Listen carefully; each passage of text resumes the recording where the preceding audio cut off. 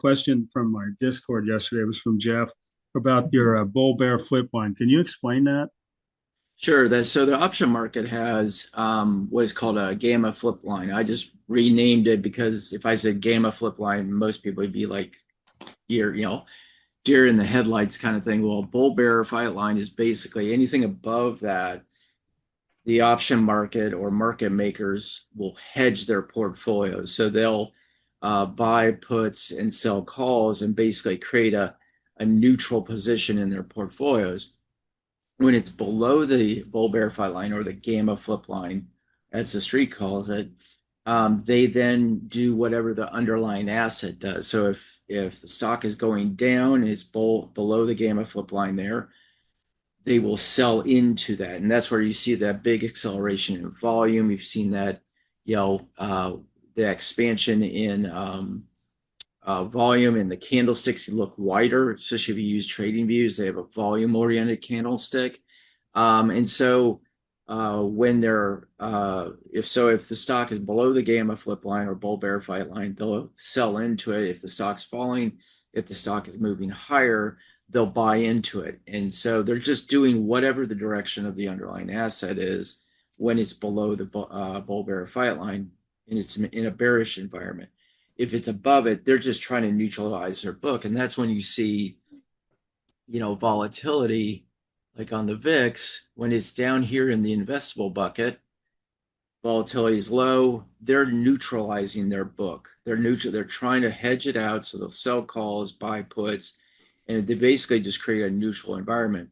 But when we see the VIX get up above 19 and get into this chop bucket area, that's when typically a stock is below that bull bear, that gamma flip line, and it's on the bearish side, and they'll sell into it or buy into it. And that's when you see volatility on the VIX, for instance, get really wide or get in that chop bucket. If it goes really further down, then you get in the F bucket, and that's just when all hell breaks loose. So that's hopefully that helps explain that. But it's one of those things that I look at if I want to see a stock. Pardon me. Let me see if I can find a stock above its bull bear fight line here. Okay, so pre-market, let's just look at where Nvidia closed yesterday. This is $180 on Nvidia is your bull bear fight line or your gamma flip line. So right now, those market makers who sell you or buy your Nvidia stock from you, they're basically selling calls at 170, and selling calls at 190 and buying puts at 170.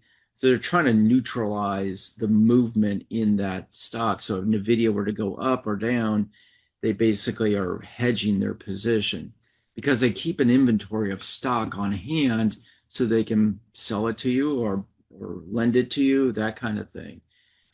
When it gets below the bull bear fight line at 180, and let's say today it does head that way and breaks below it, they'll then sell into it.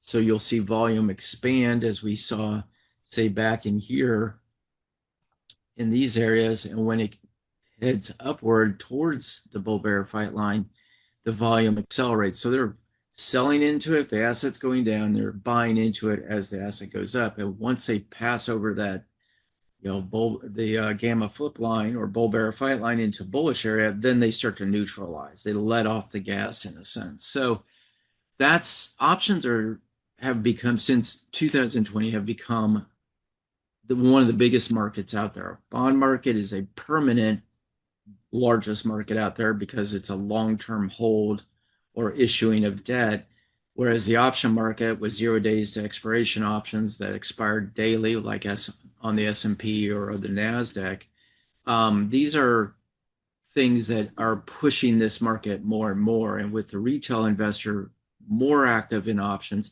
you got to pay attention to what they're doing. They can tell you a lot. For instance, EEM was one of the highest call option buying yesterday at 22,000 contracts at 62 strike price. So let's clean this up a little bit here. So there was 62,000 contracts, I think, on the 417 Let me just double check my numbers here. Let's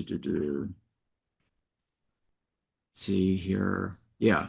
20,000 contracts were exchanged. So the volume was super high on the May 17th, or excuse me, April 17th call options at 62 strike. So 62 strike would put you right there. So right at that resistance level. So they were buying calls out of the money right now. Means out of the money means they're above where the strike price is today, or the trading price is today, and they were heavily buying those at that point. So they think EEM, emerging market ETF, is going to head that way over the next, say, 30 days or so. So that tells me there's a bullish move towards emerging markets versus where it is today. It's above its bull bear fight line at 58.50.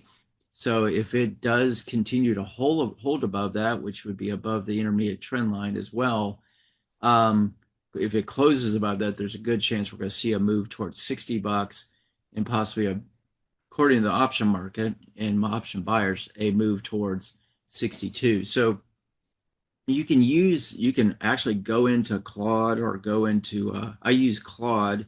I set it up every morning to go scan the options market for the most traded calls, puts, ETFs, the whole bit, and it gives me a idea of what this market is saying and telling me where money is flowing.